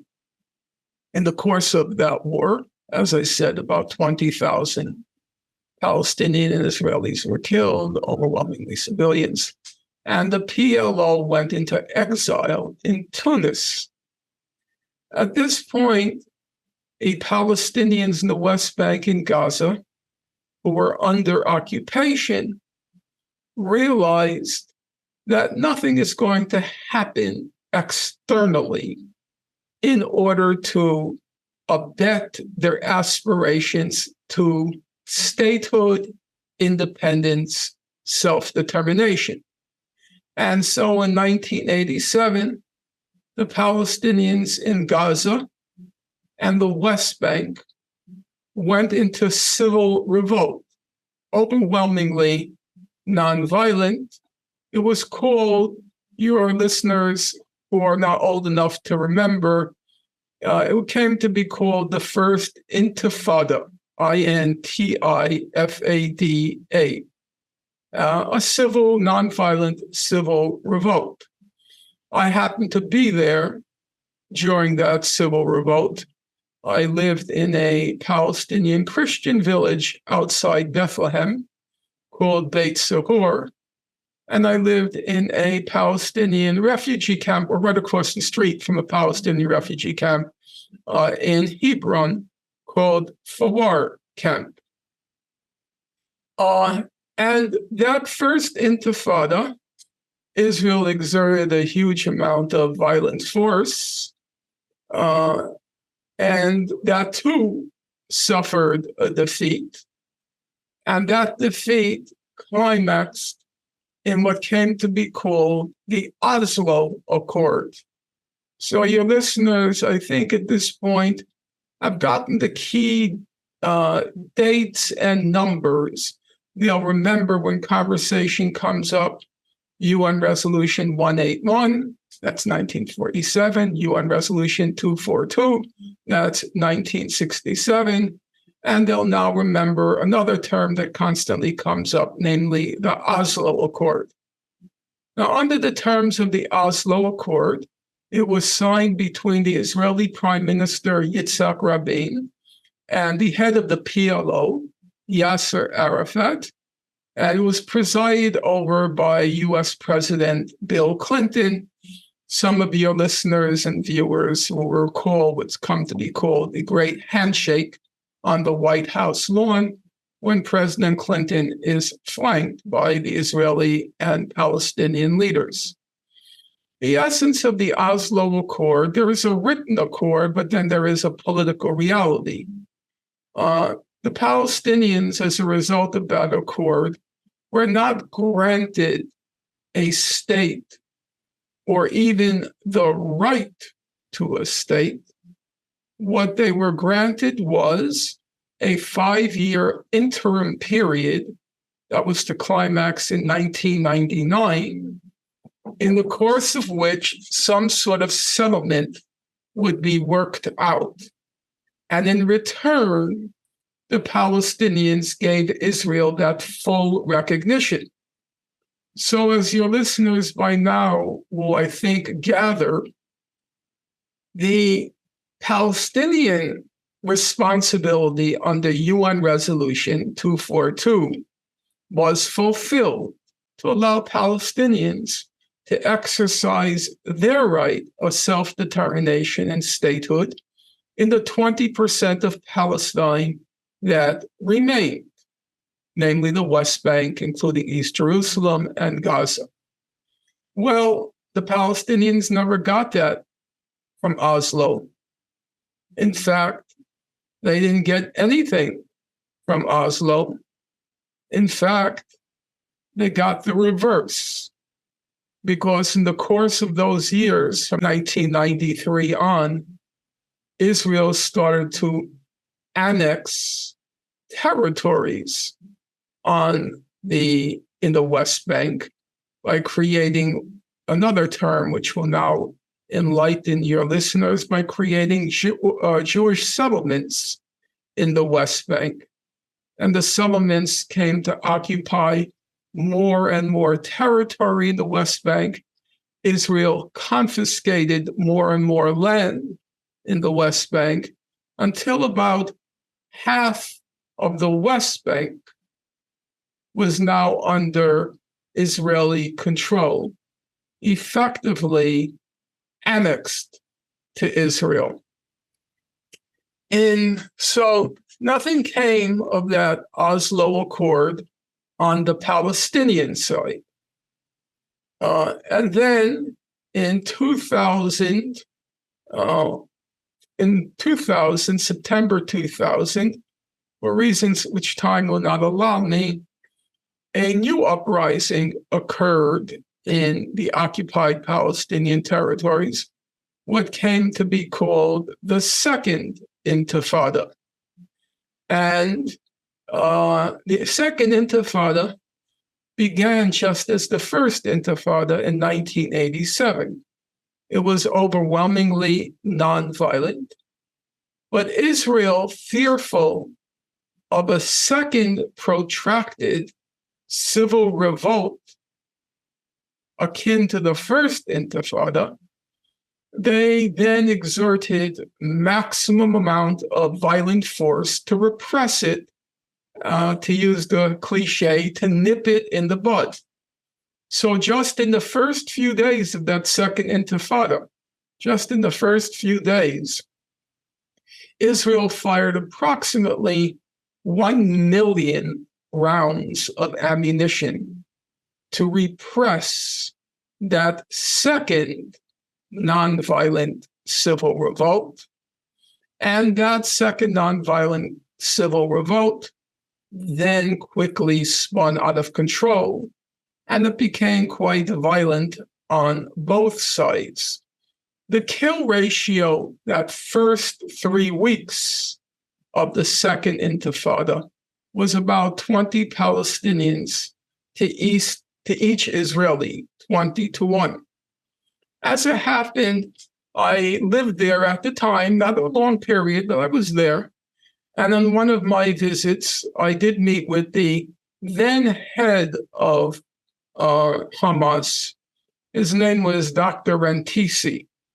Now, I want to be careful. My memory is not perfect on these things, so it's pretty good. I don't know if he was the full head or he was one of the leaders. He was eventually assassinated by the Israelis. In any event, I did meet with him, as with all of those leaders at the time. I don't want to speak about later. a very simple life, very humble guy. He would say his kitchen or his home looked like what we would say in the United States, a tenement from the 1930s. And when I talked to him about the situation, it had already gotten quite violent on both sides. I do remember when I asked him about what was going on. I said, do you think this is the right strategy, your strategy? And he said to me, when the first Intifada began, the ratio of Palestinians to Israelis killed was 20 to 1. And then he said, now it's, I think, I could be wrong. I try to be I'm a stickler for facts. I think he said now it's down to 6 to 1. And I remember thinking at the time and commenting to Palestinian friends, I thought to myself, this wasn't really a political strategy. It was just eye for an eye, tooth for a tooth. It was calculating the efficacy of the strategy he chose, or Hamas chose, just in terms of trying to establish an equality, not of human life, but an equality of death or corpses. I, of course, can understand that it's not for no reason that we have that saying, an eye for an eye, a tooth for a tooth, are still part of our moral vocabulary, even though many people repudiate it. It still rings loudly, it resonates for a large number of people. And so I didn't think then it was political. It was a kind of moral calculus. In any event, Israel once again exerted massive death and destruction on the Palestinians, destroying huge amounts of land, homes, incarcerating thousands of Palestinians. In fact, carrying out a pattern of systematic, massive torture of Palestinian detainees. Somewhere on the order of tens of thousands were being systematically and methodically tortured by the Israeli prison guards and professional torturers. And by 2005, we will say, the Second Intifada had been defeated. Come 2006, there were elections held in the West Bank and Gaza. Israel had set up in the occupied Palestinian territories after the September 1993 Oslo Accord. They had set up an Palestinian administrative government in the occupied Palestinian territories. It came to be called the PA, the Palestinian Authority. You will recall earlier, I referred to the PLO, the Palestine Liberation Organization. The PLO pretty much now disappeared from the scene, and it was replaced by what came to be called the Palestinian Authority. And elections were held. And surprisingly for everybody, Hamas agreed to participate in the elections. And surprisingly to everybody, they won. Because the Palestinian Authority, this administrative unit set up by Israel, was very corrupt and self-serving. And so the Palestinians, hoping for a government that represented them and not individuals, simply cashing in on their new status of executors of Israeli policy. They came to be called Israel's subcontractors. Hamas won. And that's where the story really begins, which I'll try to bring up to the present now.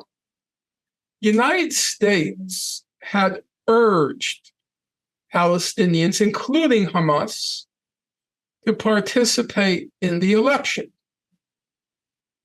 But the United States and Israel were not pleased with the outcome. Former President Jimmy Carter was in the occupied territories to monitor the elections, and he pronounced them, and now I'm quoting you, completely honest and fair elections. When Hamas won, Israel immediately imposed a brutal economic blockade on Gaza. That blockade was then supported by the United States and the European Union. Palestinians were never given a chance. Hamas was never given a chance. The moment the results came in, the screws were turned in the hope and expectation that the Palestinians, knowing that the screws would not be unturned until they disposed of Hamas and reinstated the Palestinian Authority under the control of the preferred authorities of the United States, or the preferred figures of the United States. In fact, Hillary Clinton, at the time, she was the senator from New York, she said, "We made a big mistake by not rigging the election." That's what she said. "We made a big mistake by not rigging the election." Wow. So the Palestinians were now faced with a brutal blockade. Gaza is 5 miles wide and 25 miles long, or at least it was that until today, when it seems it's going to be cut in half again. But I'll get to that in a moment. What does 5 miles by 25 miles mean? I'll just give you my personal mental image of what that means. I jog 5 miles along the Coney Island seashore every morning. So it's the distance a person nearing 70, he jogs in the morning at the beach. What's the length of Gaza? It's less than a marathon. A marathon is 26.2 miles, and Gaza's, 5 miles. It's about the size of a marathon. Gaza, just a little less. And in that territory, there are 2.1 million people, or 2.2. There's some give or take on the actual number. That makes Gaza among the most densely populated places on God's earth. It's more populated than Tokyo. I don't want to anticipate too much. Yeah. Now Israel says it's going to take control of the northern half of Gaza, which means among the most densely populated places on God's earth will now be twice as densely populated after the current bloodletting.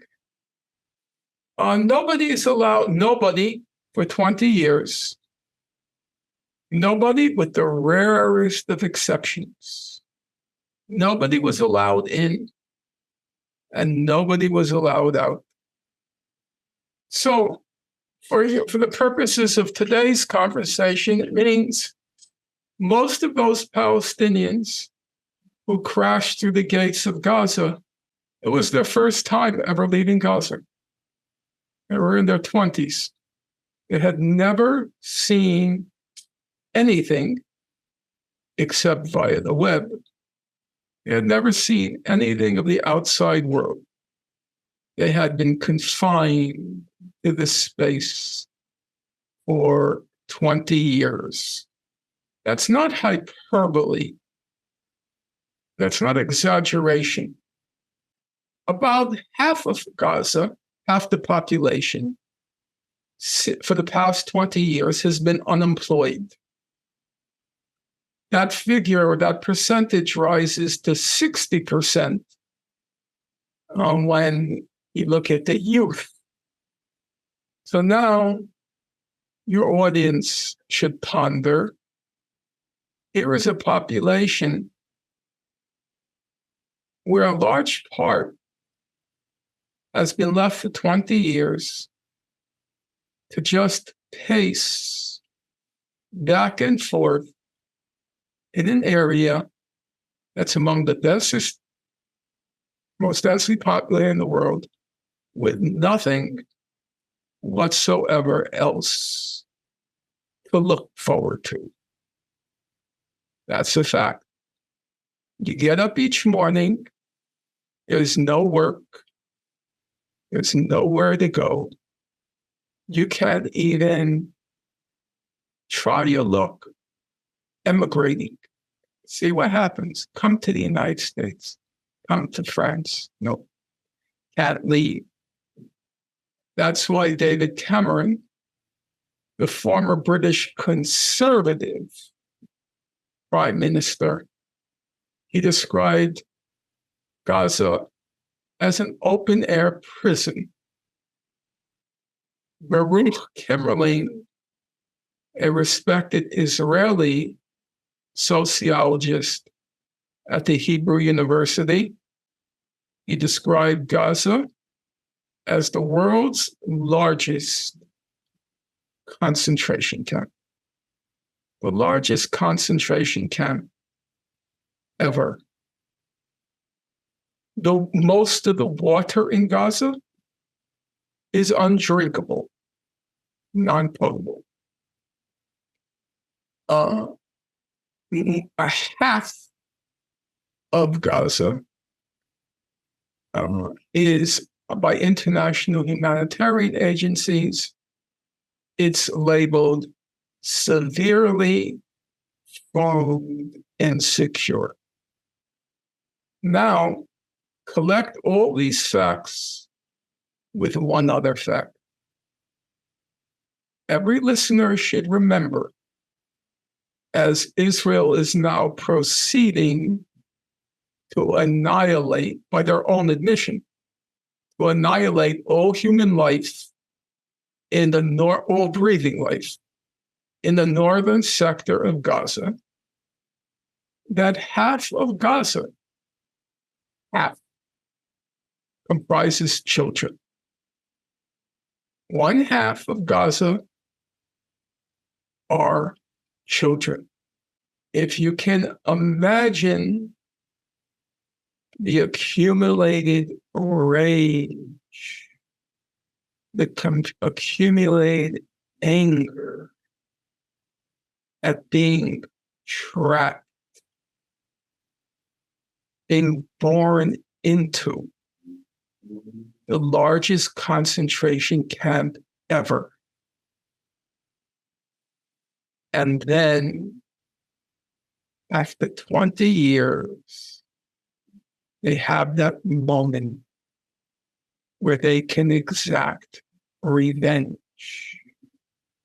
on October 27th. October 7th. But that's still not the full picture. In fact,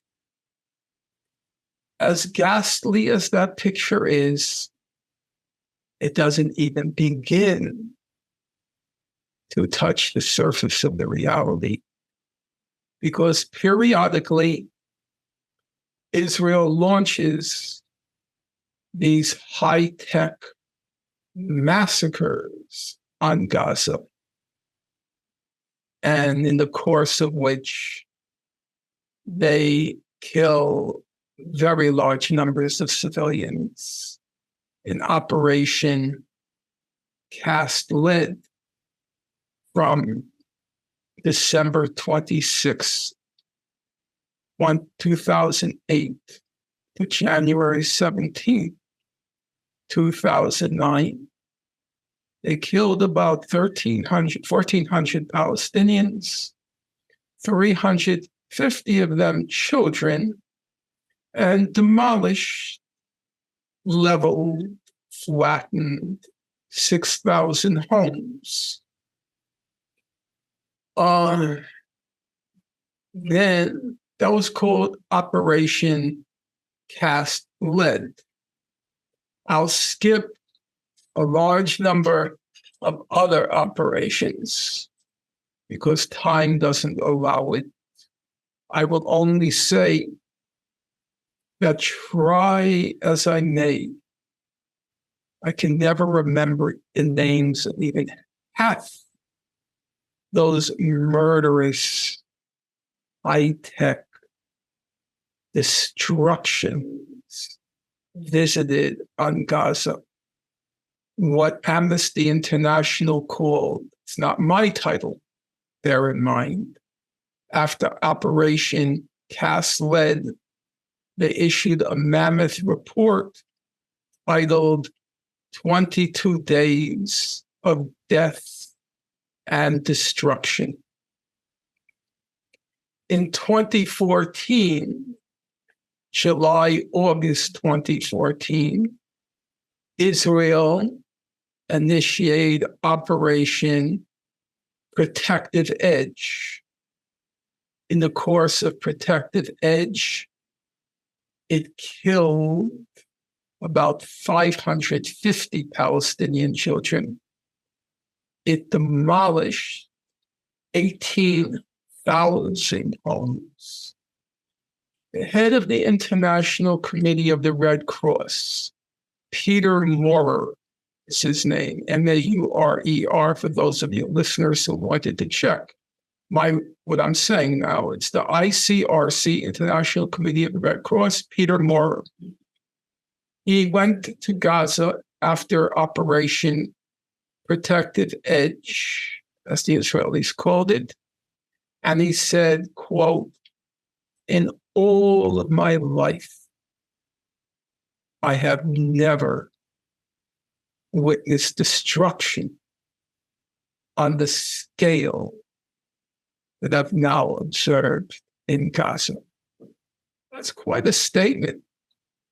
Just as Baruch Kimmerling, describing Gaza as the largest concentration camp ever, is quite a statement, but from a very responsible sociologist. Peter Maurer, describing the destruction as the magnitude of the destruction. Remember, the job of the president of the ICR is to visit war zones. So he must have visited an awful lot. And he said he had never seen the magnitude of destruction in Gaza. Which means, and here for the first time in everything I just told you, I'm happy to present the documentation for every word I said. I wrote a book called Gaza, An Inquest into Its Martyrdom, which nobody has ever faulted for lack of not just documentation, but voluminous documentation from reading through thousands and thousands and thousands of pages of human rights reports. I started in 1982 It's 40 years later. And I don't say it with pride. Indeed, I say it with a little bit of embarrassment. That's all I did with my life. Document what happened there. So I'm quite confident that every claim I just made can be documented not by one source, but by voluminous sources. With that as a side note, let me get to my one point of speculation. Every one of those youths who crashed through the gates of Gaza, I would bet every dollar I own, every dollar, that everyone, because they knew they weren't going to come back. There was nowhere to hide in Israel. Even if they managed to escape, they were going to be tracked down. They knew that. They knew it was going to be their last day on God's earth. And the night before they left Gaza, I would guess every one of them kissed their mother goodbye, kissed their father goodbye, and inside of them, they vow to revenge not only the life of misery, agony, anguish, and torment that they experienced from the day of their birth, because they were born into that concentration camp.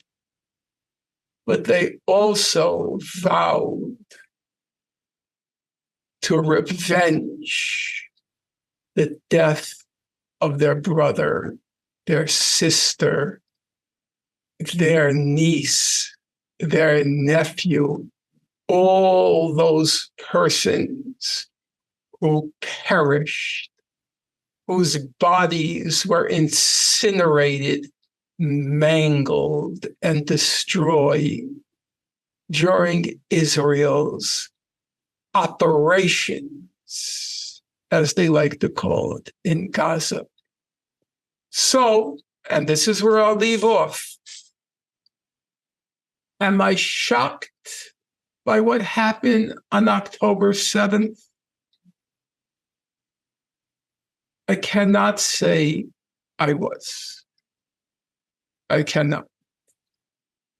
I was shocked by the ingenuity displayed by the people of Gaza. Gaza was probably the most surveilled place on earth. Israel has a very sophisticated, not just external security system, but also internal. There are many collaborators with Israel inside Gaza, many. And that the people of Gaza eluded it. It's very impressive. You know, Israelis are now stunned. How could that have happened? So that part surprised me. However, even as I was surprised, I don't want to claim to be any kind of clairvoyant. I was surprised by the magnitude of the deaths. Yes, for sure. Was I surprised on reflection at the vengeance that inspired those killings? No, I can't say so. And I will leave you with one last thought, and then you take over, because I've taken more than probably what might be called a generous amount of time. I want to be clear about this. I hope your program has a wide reach, and we have an opportunity to discuss these things. I'm going to just tell you something personal, which I've not said to anybody. This was a very hard week for me. I'm good at assembling facts. I'm good at putting them in a logical, coherent order. I can't say I have the greatest moral judgment. It's not bad, but moral judgment is like any other faculty. It requires study, reflection, it means knowing the whole of moral philosophy. And I'm not competent in that area. And most of my adult life, I was a kind of, you might call, acolyte, disciple of Noam Chomsky. I think it's fair to say he was for 40 years a very close friend of mine. For reasons which I can't get into now, he wasn't available for moral judgment. Not the facts I feel confident about, but the moral judgment. How does one, if I can use the expression, position oneself morally in light of what happened October 7th? I really didn't know. I was very confused. When people asked me, how are you doing? I would say, well, physically, I'm very tired, but morally, I'm much more tired. I'm struggling with it. So I went back to American history. I wanted to see what was, just briefly for your listeners, because I don't know how whether it's an American audience or an international audience. So in the American context, we had slave revolts. And the slave revolts were quite bloody. So, for example, the best known slave revolt in the US, or the largest, was Nat Turner in 1831, the Nat Turner Rebellion. Now, Nat Turner was he black, obviously. He was a religious fanatic. He was a zealot. He was convinced that this rebellion was inspired by God, and all of his actions were sanctioned, approved by God. He gave the order to his Confederates to kill all white people. Kill all white people in your path. And a lot of white people were killed. Scores of white people were killed. By current terminology, we'd call them innocents were killed. I wanted to know, how did the abolitionists, those who opposed slavery, what kind of moral judgment did they render on Nat Turner? And so I went back. One of the greatest of the abolitionists, white, was a fellow named Garrison, William Lloyd Garrison. He was the editor of a newspaper called The Liberator. And I went to see, what did he write? And I have to say to you, it was very consoling to me, because he did what I did after Gaza. Number one, he said, I told you so. We warned you and warned you and warned you and warned you, we meaning the abolitionists. This was going to happen. Number two, he denounced all the hypocrites, the pious, self-righteous hypocrites who were denouncing what happened in Nat Turner's rebellion. And number three, and I hope your listeners will pay close attention, number three, even though he said what happened during the Nat Turner revolt was horrible, it was very clear he never once condemned the slave revolt. He did not. He did not. I posted on my Substack, I posted on my Twitter account the full statement by William Lloyd Garrison. He did not. And the Nat Turner Rebellion, and I described it to you just a moment ago quite accurately, it now occupies an honored place in American history. It does. And William Lloyd Garrison is a revered figure. There were basically William Lloyd Garrison, Charles Sumner, Thaddeus Stevens and Garrett Smith. There are a few, but he's one of the revered figures of the abolitionist movement to end slavery. So I felt assured, even in the absence of my mentor, Professor Chomsky, I felt confident that I had applied, even though my moral faculty is not finely honed, I applied the right judgment in this situation. I've gotten some very ugly backlash from people who meant a lot to me in life.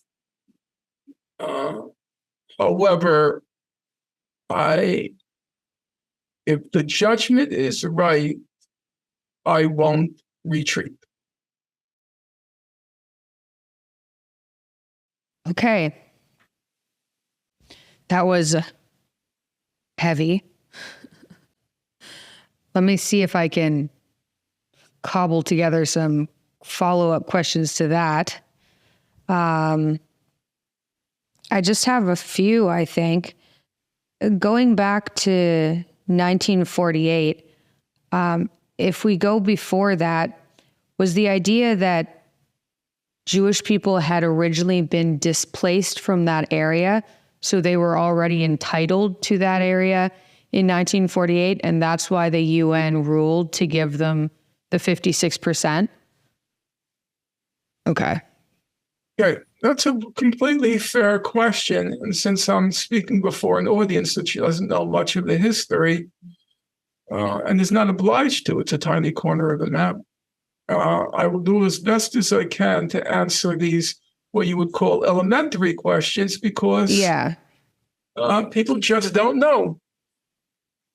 Israel staked a claim to Palestine, or I should say, the Zionist movement staked a claim to Palestine on many grounds. One ground was that's the homeland of the Jewish people from 3,000 or 2,000 years ago.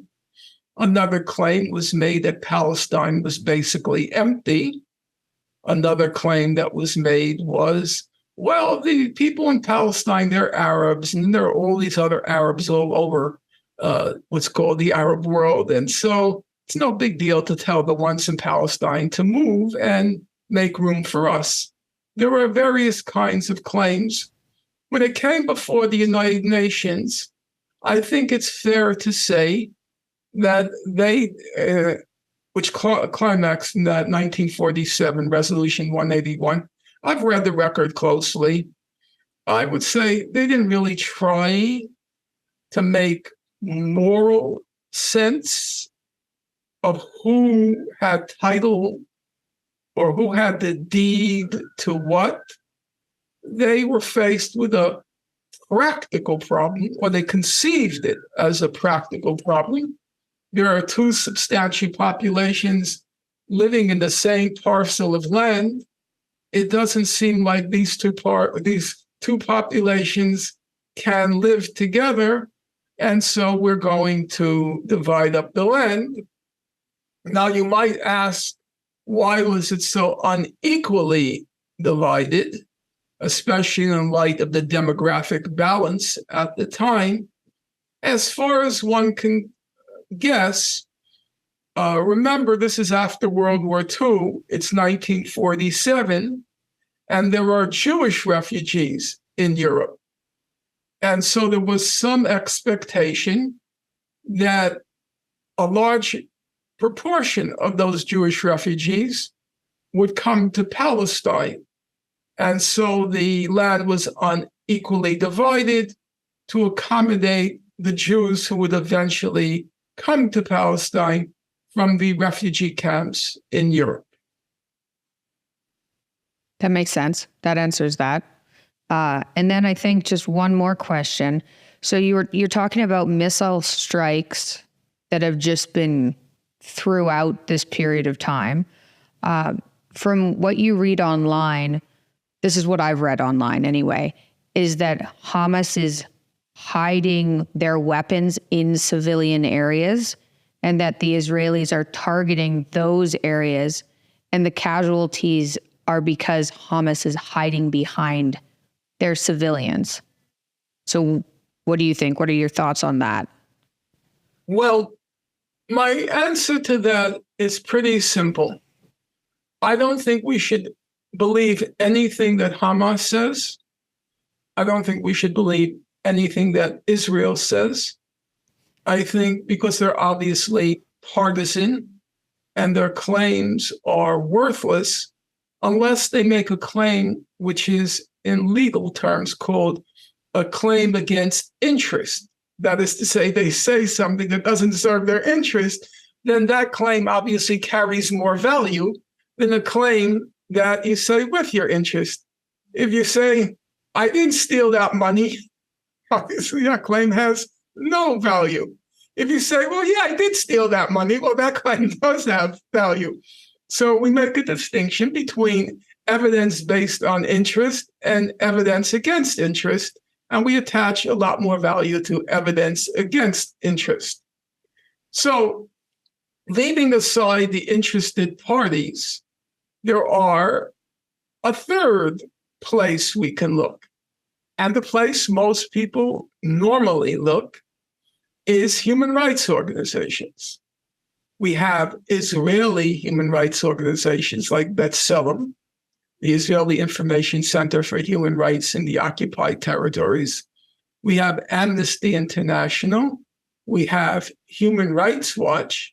And we had, in the past, some Israeli reservists, namely those who fought, put out publications in which they documented what was done in Gaza. And the main organization was called Breaking the Silence. It was Israeli soldiers who documented in reports the horrors they observed in the course of the Israeli operations. I should note that most of those who gave testimony to the Breaking the Silence group, they were not peaceniks, they were not leftists. They just matter-of-factly described, yes, this is what happened, that's what happened. And my conclusions are based on and were reached on the basis of reading those human rights reports. And right now, I haven't looked at the Gaza book in 3 years, and I have to now refresh my memory. But my memory is pretty good. There is no evidence that Hamas used Palestinians as what's called human shields. There's no evidence of that. What there is voluminous evidence of is that Israel used Palestinians as human shields. For that, there's a large amount of documentation. Now, for those of your listeners who doubt what I have to say, and I think you should doubt, you should always question authority, however authoritative the authority, you should always leave a corner of your mind open to the possibility that the authority is either dishonest or simply wrong. I would simply recommend show me evidence from the authoritative human rights organizations, from the authoritative UN investigative bodies that looked at the evidence. Show me the evidence that there was human shielding by Hamas. So far as I know, remember, I'm limiting myself to a separate category. I'm not saying what Israeli government officials alleged, what the Israeli military alleged, what various organs that repeat what the Israeli government and the military say. I look at what most people do when they're trying to assess the factual situation in combat zones. They look at what reputable human rights organizations say. And there is, so far as I know, and as I said, I went through thousands and thousands and thousands of pages and years and years and years of my life. Now, in 4 decades, going through it, there isn't evidence of that. What are your thoughts on the Abraham Accords?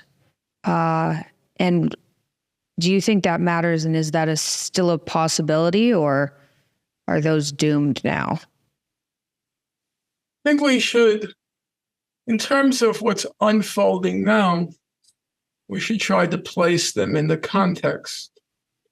As I told you earlier, after Israel's invasion of Lebanon in 1982, the Palestinian leadership was forced into exile, and the Palestinian people were left to their own devices. When I say the Palestinian people, I mean the West Bank and Gaza. They were left to their own devices. And that's when the first Intifada began, when the Palestinian people realized there was no one to count on, no one to help us. God helps those who help themselves. We have to take our fate and future into our own hands. Now, in the present situation, the Palestinians realized that what the United States and Israel were doing was trying to create agreements and settle the conflict outside them. So Saudi Arabia, Bahrain, the United Arab Emirates, they would all make agreements with Israel, and the Palestinians in Gaza, as well as the West Bank, but right now we're focusing on Gaza, would be left to languish and die. So I would speculate that this attempt at what's called normalization between the Arab states and Israel was perceived by Gazans as one more nail in the coffin, that it meant that the whole quote-unquote Israel-Arab conflict would be resolved except for the Palestinian people would be left to die. So I think that was a factor in what happened. Okay, I guess last question then. Is there any way forward for peace, or is this going to get a lot nastier? Like, what do you see ahead? I know you're not a clairvoyant, but for the next 5 years, are things going to get worse, or is there any way to resolve it? Well, right now we're entering the stage of the third great expulsion.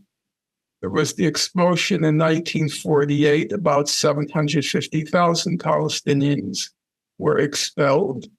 1967, between 300,000 and 400,000 Palestinians were expelled after the 1967 war. And now about 1 million or more Palestinians in Gaza will be expelled from half of Gaza. That will be annexed to Israel, about half of Gaza, as its new, quote unquote, the term they use is security zone. And probably the international pressure will become overwhelming on Egypt to open the border with Gaza, and about half the population will be forced into exile again. That's my guess. it does not at this point seem that the international community will stop Israel from carrying on its next great explosion, the one that's unfolding now. And then the next item on Israel's agenda will be to carry out a mass expulsion in the West Bank of Palestinian Arabs, and thereby solve the Palestinian, or as they call it, the Arab problem, and send the Palestinians into exile again. And do you think, so I guess I have one more question, then I'll let you go, I promise. Do you think the response from Israel could be warranted from Hamas bombing them on occasion throughout this period of time? Or do you think it's something more? What happened on October 7th was a slave revolt. And then you have to ask the question, after the Nat Turner revolt, the whites went completely mad. They went berserk. They were on a homicidal rage, killing Black people in the South, left and right. When you get off the air, it would be useful for you. Go look at what they did to Nat Turner's body. Oh. I mean, you can't even conceive it. So then I tried to weigh what was the right response. Nat Turner said, kill all the whites. And I thought I would look to the highest moral authorities, that they being the abolitionists, the white abolitionists who gave over their lives to fighting slavery. They're trying to abolish slavery. You go read what Garrison wrote. I posted on my website, posted the whole article in his magazine called The Liberator. He heaped ridicule. He heaped disgust at all those who attacked Nat Turner. And even though he expressed shock at what happened, you can read the article from the first word to the last. He never condemned the revolt. That took a lot of moral courage, because you can imagine the abolitionists were not the most popular guys in town, for refusing to denounce the revolt.